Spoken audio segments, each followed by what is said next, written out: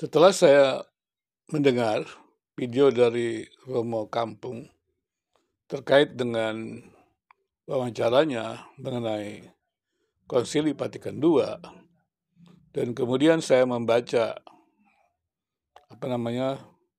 pernyataan daripada Konsili Vatikan II, maka saya menyimpulkan tampaknya Romo Pater Allegro adalah sebuah gerakan yang melawan Vatikan II. Itulah sebabnya dia selalu kembali kepada Konsili Trente dan membidat-bidatkan Protestan. Padahal dalam Konsili Vatikan II sudah dikatakan juga dalam pembukaannya bahwa umat Katolik tidak perlu lagi terus masuk kepada pertentangan dalam konsili pertama, secara khusus sikap Katolik terhadap Protestan. Dan Konsili Vatikan II sudah banyak perubahan-perubahan yang baik, meskipun tetap saja Protestan dan Katolik memang tidak bisa masuk dalam kesatuan gereja, karena memang Katolik tetap menganggap bahwa Katolik adalah gereja sejati, dan meskipun Katolik menerima gereja-gereja yang lain ya, tapi katanya Bunda Maria tetap berdoa untuk kemudian gereja-gereja itu menjadi satu dalam sebuah gereja Katolik. Namun dari sisi Protestan ya, yang memang mendasarkan bahwa tidak ada doktrin atau dogma yang sempurna, dan kemudian juga berarti tidak menerima ketidaksesatan Paus atau infalibilitas Paus. Nah, itu merupakan sesuatu yang kemudian tidak ada lagi jalan kesatuan gereja antara Katolik dan Protestan. Tapi tidak berarti bahwa Katolik dan Protestan itu tidak memiliki hubungan. Dan dalam Konsili Vatikan II juga dijelaskan bahwa Katolik menghargai gereja-gereja yang tidak menyatu di dalam gereja Katolik begitu. Meskipun masih tetap dikatakan, tadi saya katakan Bunda Maria itu berdoa untuk itu. Itulah sebabnya pernyataan-pernyataan dari apologet Katolik yang menyerang EPM juga mengingatkan seperti itu. Sekalipun tetap saja dari pihak Protestan mungkin juga tidak memahami. Tapi pada dasarnya adalah ada sebuah nilai-nilai bersama, yaitu jalan bersama bagaimana Katolik dan Protestan itu mesti rukun begitu. Apalagi ada banyak nilai-nilai inklusif dan Katolik dan Protestan yang ada gitu. Dan juga hal-hal yang eksklusif yang paling penting, yaitu tentang keselamatan dalam Yesus, juga tidak ada perbedaan. Maka awalnya saya tidak melihat adanya perbedaan Katolik dan Protestan. Saya menganggap Kristen Katolik ya Kristen, Kristen Protestan ya Kristen. Bagi saya demikian. Sampai akhirnya ketika saya mulai berbicara di YouTube ini, dan kemudian ada beberapa orang mulai menyerang saya karena saya mengomentari Budi Asari, di situ saya mulai mendengarkan berbagai video. Karena memang waktu saya kan sangat terbatas sekali, dan saya lebih banyak pada kegiatan-kegiatan di pendidikan tinggi. Apalagi sebagai seorang yang memang mendalami kebijakan-kebijakan publik ya terkait dengan pendidikan tinggi, dan juga memang dalam penelitian dan pengembangan pendidikan, mutu pendidikan. Jadi memang waktunya cukup banyak, dan saya hanya menaruh video-video saya ya sekedar, kemudian juga menyimpannya di YouTube ya, atau mungkin juga sedikit-sedikit belajar lah. Tapi kemudian saya seperti terjebak dalam tanda kutip, masuk dalam YouTube, dan hampir-hampir juga terjebak juga dengan banyak strategi-strategi dari para debater yang mencoba memancing saya, walaupun saya sama sekali tidak tertarik dengan debat-debat agama itu. Demikian juga ketika Pater Allegro juga menanggapi saya sebenarnya tidak tertarik dengan debat-debat dengan Pater Allegro dengan agama. Hanya saja saya perlu klarifikasi. Karena bagi saya Katolik ya tidak perbedaan yang penting untuk saya. Bagi saya mungkin hanya perbedaan hermeneutik gitu. Demikian juga perbedaan dengan gereja-gereja Protestan lain, yaitu dalam persoalan hermeneutik. Jadi saya tidak pernah memikirkan Katolik itu sesat, bidat, tidak pernah. Demikian juga Protestan yang lain juga saya tidak pernah memikirkan mereka itu bidat atau sesat, tidak pernah. Karena kalau hanya hermeneutik, perbedaan-perbedaan kan bisa didiskusikan, bisa didialogkan. Itu pandangan saya. Tapi ketika saya melihat ya Pastor Allegro, kemudian juga mengamati Paus Fransiskus yang kabar-kabarnya sangat menyejukkan, dan memang saya juga memiliki pandangan yang sama dengan Paus Fransiskus, yaitu semua agama itu dari Tuhan gitu. Saya percaya, walaupun ada yang membantah saya terserah, memang karena belum sanggup memahaminya begitu. Dan juga banyak orang yang berpikir, Pak Misar, ini dulu kan menerima pluralisme. Nah, mereka juga tidak tahu apa itu pluralisme. Jadi artinya adalah saya dianggap melawan liberalisme. Dulu kan begitu. Dulu kan kalangan Injil itu kan sangat melawan liberalisme. Demikian juga gereja-gereja reform itu kan sangat melawan liberalisme. Bukan Katolik sebenarnya, liberalisme. Dan kemudian saya juga kaget tiba-tiba ke Katolik seperti itu. Tapi ketika kita belajar lebih jauh kan, ada perkembangan, ada pemahaman, ya kenapa harus ribut tentang hal itu? Karena setiap orang dengan metode yang berbeda ya wajar menghasilkan yang berbeda. Kenapa kita tidak saling belajar? Demikian. Jadi saya berkembang dengan belajar dari berbagai metode penelitian seperti itu. Jadi hermeneutik lah. Jadi banyak orang yang berpikir hermeneutik itu harus induktif. Bagaimana caranya hermeneutik induktif? Itulah akibatnya orang-orang Protestan yang mencoba hermeneutik induktif, maka tafsirannya kacau balau begitu. Sangat beragam. Itu bukan kesalahan gerejanya sebenarnya. Memang karena mereka tidak memahami gitu. Teolog-teolog akademiknya, pendidikan tinggi teologinya kurang paham. Tapi kemudian juga yang menekankan pada kuantitatif kan gampang sekali menyesatkan orang lain karena dia sudah merasa sempurna. Ya, mirip juga dengan teman-teman Katolik yang zamannya Konstantinus yang berperang dengan Protestan. Jadi kalau Konstantinus itu menganatemakan begitu ya Protestan, dan kemudian Vatikan II sudah mengingatkan ya sudah harus melepaskan. Jadi konsili tentang Trente yang membidat-bidatkan Protestan itu sudah selesai dalam peristiwa Katolik. Dan saya juga memahami bahwa konsili itu sebenarnya biasa terjadi. Kadang-kadang orang berpikir, wah, di mana ada Protestan ada konsili. Konsili itu biasa terjadi di mana-mana begitu. Dalam sebuah komunitas itu namanya perkumpulan bersama itu gereja itu konsili sebenarnya. Cuma kadang-kadang mereka yang mungkin karena awam tidak mengerti konsili gitu. Dan kemudian terjadi perbedaan-perbedaan begitu. Jadi kalau kata-kata misalnya doktrin Katolik itu sudah final sempurna, mungkin menurut saya itu dari gerakan-gerakan yang menolak Vatikan II kan. Dan menurut saya tampaknya Pater Allegro ini yang sangat berseberangan dengan Paus Fransiskus ini, dia berada dalam kelompok yaitu yang yang radikal Katolik ya, yang sangat menolak ya pembaruan dalam Katolik. Dan kemudian yang menghadirkan Vatikan II ini kan lebih didukung oleh gerakan-gerakan progresif. Jadi di Katolik itu ada gerakan-gerakan progresif, itulah yang menghadirkan Vatikan II. Dan sebenarnya lebih ramah ketika bersikap dengan gereja-gereja lain. Tidak seperti ya gerakan-gerakan yang di dalam Katolik sendiri, kelompok yang sangat radikal dalam tanda kutip begitu ya. Mungkin ya kalau kita bilang konservatif atau mungkin lebih tepat lagi juga kepada fundamentalis gitu ya, Katolik yang menekankan nilai-nilai lama itu dan selalu mengangkat Protestan sudah dianatemakan. Padahal itu kan konsili, bukan dari Tuhan. Jadi kalau orang mengerti teologi, mengerti konsili, mengerti dogma, mereka pikir ya dogma itu kan hanya mengikat ke dalam gitu, bukan keluar.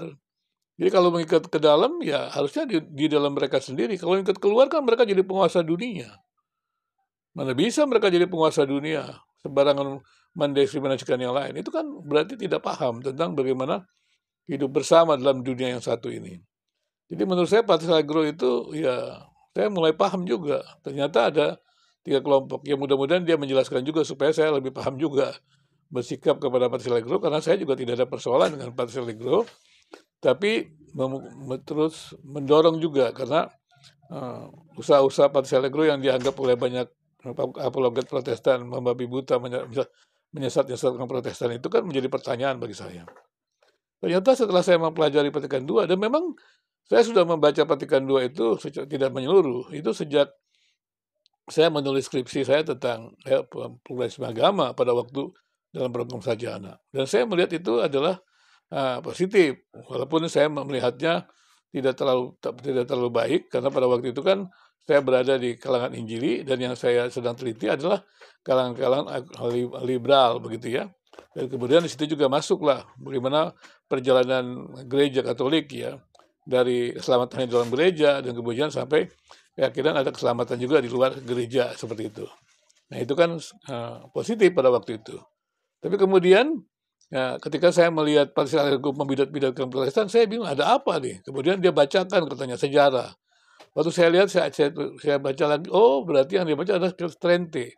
Kemudian kenapa dia baca Konsili Trente? Kan ada Konsili Vatikan II. Oh rupanya dalam Konsili Vatikan II itu ada 3 kelompok. Kelompok yang garis tengah, ada yang menolak, ada yang progresif, Marwan. Jadi ya, makanya saya juga heran gitu. Kenapa kok Paus Fransiskus dia katakan bidat sesat gitu ya? Adalah dia menjelaskan tentang apa bahwa jalan keselamatan itu ada agama-agama begitu kan dia katakan ya seperti itu dan ramah dan tetapi dari kelompok-kelompok Katolik ada yang mengatakan dia adalah sesat bidat. Nah, kemudian saya mencoba melihat video-video lain secara khusus juga di Roma Kampung. Dia dikatakan juga di situ waktu wawancara bahwa persoalan hermeneutik. Jadi sebenarnya gereja-gereja itu berbeda keragam itu memang ada persoalan di hermeneutik. Itu bukan hanya terjadi di Protestan, itu terjadi di Katolik juga. Ya, seperti saya katakan sebenarnya Protestan tidak ada persoalan dengan Katolik. Perbedaannya hanyalah kan di persoalan di gereja itu. Jadi Katolik merasa dia gereja paling sejati, ya nggak apa-apa gitu loh. Dan kemudian katanya Bunda Maria berdoa supaya menjadi satu. Ya nggak apa-apa. Banyak juga orang Kristen yang Protestan juga berdoa supaya semua gereja menjadi satu gitu ya. Karena doa Tuhan Yesus kan begitu. Tapi bukan berada di Katolik gitu. Nah, seperti itu. Dan kemudian yang kedua adalah masalah tidak sesatan Paus, infalibilitas Paus. Dan memang kan di uskup-uskup itu kan yang juga mereka juga tidak punya hak. Hak itu kan hanya ada di Paus begitu. Saya juga tidak tahu apa maksudnya begitu ya. Apakah itu terkait dengan organisasi gereja? Tapi yang kita paham kan adalah organisasi gereja. Itu organisasi kepausan, terus episkopal, presbyterian sinodal dan kongregasional. Jadi sebenarnya gereja itu hanya terbagi 4 itu gitu. Dan itu kemudian juga didasari oleh hermeneutik. Nah kemudian kalau Patricia Allegro terus membabi buta menyelesaikan Protestan, membacakan katanya sejarah, saya lihat kenapa nggak dibacakan saja Vatikan II gitu. Cobalah Romo Patricia Allegro, imbanglah. Kan ada Vatikan II yang progresif gitu, yang lebih maju begitu. Sehingga kita bisa membangun bukan hanya kerukunan antar umat beragama Katolik dan Protestan, tetapi juga dengan semua manusia dan agama-agama lain. Karena menurut saya sekarang ini kondisinya mengerikan gitu. Kalau Katolik juga menghadirkan video-video yang intoleran, ini menurut saya kondisi Indonesia akan sangat menyedihkan gitu. Dan saya terus terang malu lah dengan kelompok-kelompok Islam moderat ya, yang mereka mengusahakan untuk gerakan-gerakan yang toleran, gitu, moderat, itu terjadi di mana-mana begitu. Tapi kenapa tiba-tiba Katolik kok muncul dengan Patricia Allegro-nya jadi sangat eksklusif? Dan ini kan tidak menguntungkan untuk Indonesia yang sedang membangun. Apalagi dengan apologet-apologet atau debat-debat agama yang sudah menurut saya sudah tidak sehat gitu. Dan saya baik dari Kristen maupun dari Protestan. Saya tidak tahu apakah sebabnya hanya karena masalah uang, masalah politik, saya tidak tahu. Tetapi menurut saya adalah tidak sehat. Kalau agama itu kemudian saling memaki, saling menghancurkan, sudah tidak sehat. Bahkan kemudian juga kesaksian-kesaksian dari Katolik, wah ada orang masuk Katolik, dari Protestan, oh dari Katolik masuk Protestan, dari agama Islam, dari Protestan masuk ke Islam, dari agama Kristen, dari Islam masuk ke Kristen. Saya bilang apa-apaan sih ini? Ya. Ini kan dunia medsos, dunia publik. Masa kita berkelahi di ruang publik? Padahal kan kita harusnya mencari nilai-nilai yang inklusif. Nah, kemudian saya dituduh relativisme. Relativisnya gimana gitu loh. Kan kita punya nilai eksklusif dan inklusif. Itu semua orang terjadi, tidak ada semua yang sama. Kalau tidak ada semua yang sama kan berarti ada yang berbeda. Dan itu biasa. Tapi kan untuk bisa hidup bersama kan harus nilai-nilai bersama.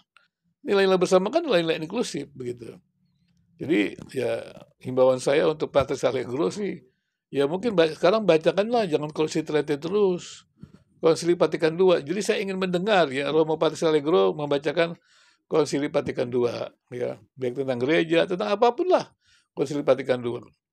Supaya kami bisa melihat bahwa Patricia Allegro ini dari kelompok mana yang menolak mungkin Konsili Vatikan II atau yang moderat begitu atau yang progresif di Katolik.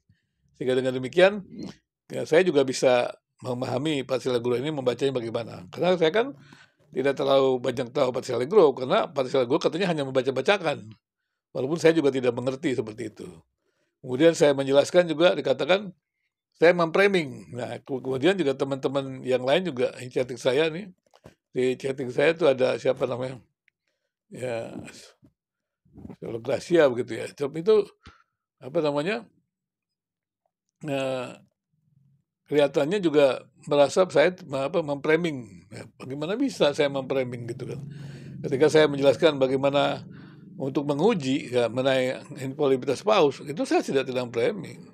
Jadi selalu sebuah penelitian itu selalu timbul pertanyaan, apakah apa namanya ada yang menjadi persoalan? Apakah ada apa namanya yang bisa dikembangkan? Itu menjadi pertanyaan-pertanyaan seperti itu. Jadi kalau saya katakan misalnya paus tidak bisa salah, apakah kita tidak bisa kaji lagi? Atau misalnya kita tanya, paus tidak bisa salah, apakah ada bukti-buktinya? Kita bukan memframing.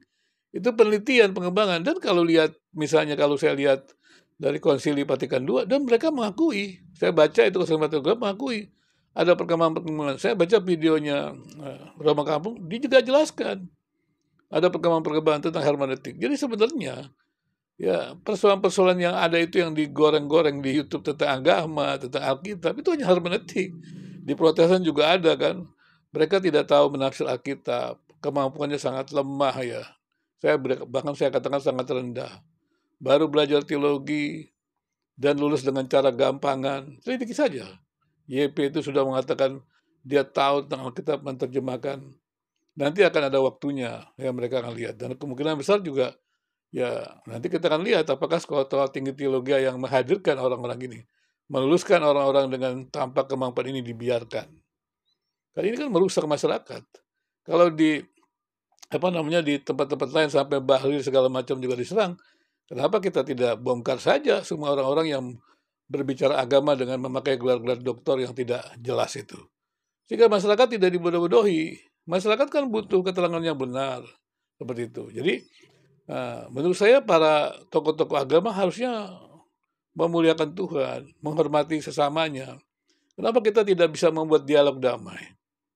Apa kita senang orang-orang lain itu masuk neraka? Kalau memang Anda yakin Anda masuk surga, kenapa Anda begitu senang misalnya orang lain masuk neraka, mengutuk-utuki, membidat-bidati? Saya nggak paham itu. Ya karena saya belajar agama gitu, menjadi seorang ya teolog, pendeta itu karena panggilan saja gitu. Panggilan saya merasa ya saya mendapatkan anugerah Tuhan dan saya ingin melayani Tuhan, ingin memberikan yang terbaik. Jadi saya tidak pernah berpikir jadi tokoh agama, jadi pendeta, jadi kayak nggak berpikir gitu. Walaupun saya seorang yang doktor begitu ya. Dan saya juga melatih anak-anak saya begitu, tidak boleh ya mencari keuntungan dengan cara-cara yang tidak tepat, tidak baik. Kalau saya bicara di sini, kemudian terutama subscribe saya misalnya, saya tidak akan membuat sebuah sensasi-sensasi yang sekadar menambah subscribe. Kalau tidak ada dampaknya, tidak. Saya bicara ini walaupun banyak orang mungkin tidak mengerti, ya memang mungkin kemampuan mengerti kan susah. Ini saya sudah belajar cukup lama sekali. Usaha belajar itu, saya menjadi peneliti sudah cukup lama sekali. Menjadi dosen sudah cukup lama sekali. Dan saya belajar banyak di pendidikan tinggi teologi. Saya mengajar banyak di pendidikan tinggi teologi. Jadi saya tahu. Ya tahu bagaimana proses segala macam tahu. Demikian juga hermeneutik. Saya belajar, bukan hanya belajar, mengajar juga. Tidak tahu. Jadi saya banyak tahu.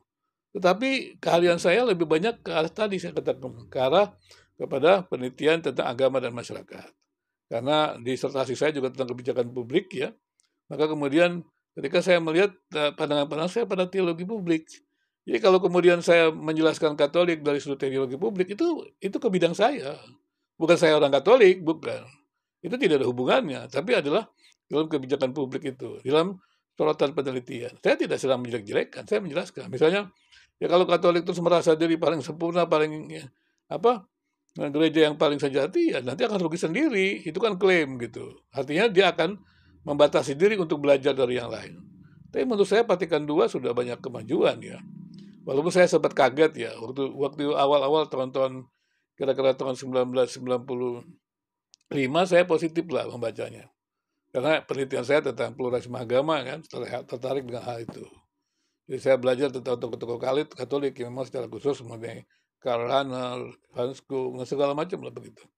Ya, yang mencoba menjelaskan tentang Kristen anonim, Karl Rahner dari Katolik, dan juga saya juga tidak ada persoalan bagaimana misalnya Katolik mengatakan Bunda Maria tidak berdosa, itu kan urusan imannya Katolik, itu kan masalah hermeneutik.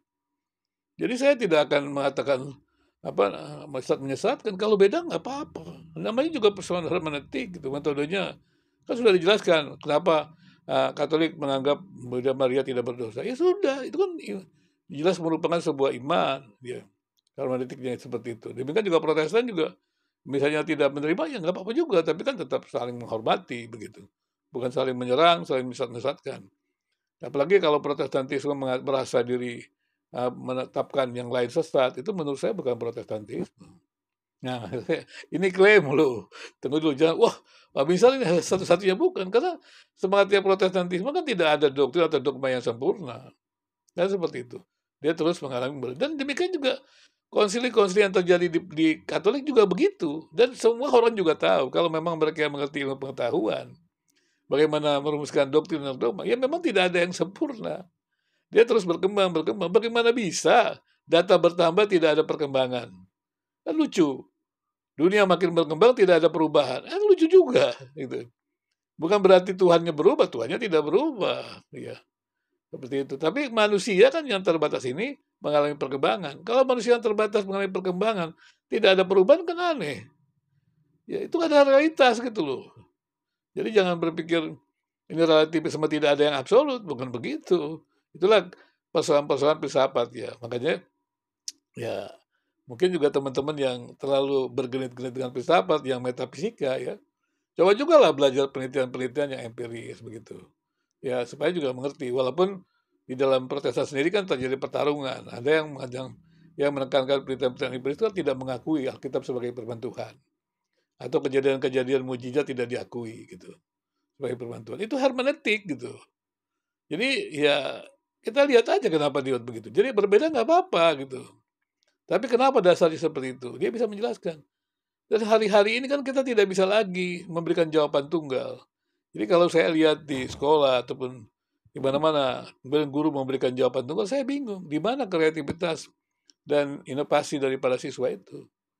Demikian juga ketika saya mendengar ada seorang yang namanya katanya sih pendeta, ya kan, pendeta Ferdinand gitu ya, yang mengatakan Pancasila itu ketuhanan yang maha.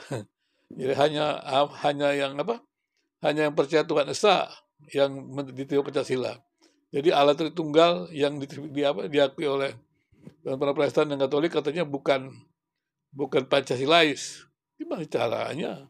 Dia belajarnya juga belum tuntas. Nah ini banyak orang-orang belajarnya belum tuntas, juga nggak jelas bagaimana. Kemudian disuruh tutup STT. Tapi dia punya sekolah Alkitab yang levelnya sangat rendah. Saya dengar katanya sekolah online. Ya, sekolah Alkitab gitu. Emang sih sekolah online nggak apa-apa sih, tapi disuruh tutup sekolah-sekolah yang sudah berjuang bagus di pemerintah. Ini kan menghina pemerintah juga yang mengawasi akreditasi gitu. Saya juga kaget gitu. Saya sebagai seorang yang sering menjadi pemeriksa akreditasi, saya heran juga ini orang bicara apa gitu. Makanya saya ingin tanya, ini orang di mana sekolahnya atau apa? Katanya online saja. Ya seperti itu. Dan kemudian kita akan telusuri kalau dia beregular ya udah kita bawa aja ke pengadilan supaya jelas gitu, supaya jangan bermain-main dengan cara-cara yang tidak tepat. Tapi kita tidak balas kejahatan dengan kejahatan. Tapi yang berbuat jahat itu kita adukan ke pengadilan supaya dikembalikan dia menjadi baik sehingga bisa berada dalam ruang publik untuk saling membangun. Sekali lagi ya saya berharap Patriark Group menjelaskan ini. Coba membacakan Vatikan II dan kemudian posisinya Patriark Group di mana. Karena saya membaca Vatikan II ada tiga arus. Ya arus yang menolak, arus yang progresif, dan arus yang moderat. Terima kasih.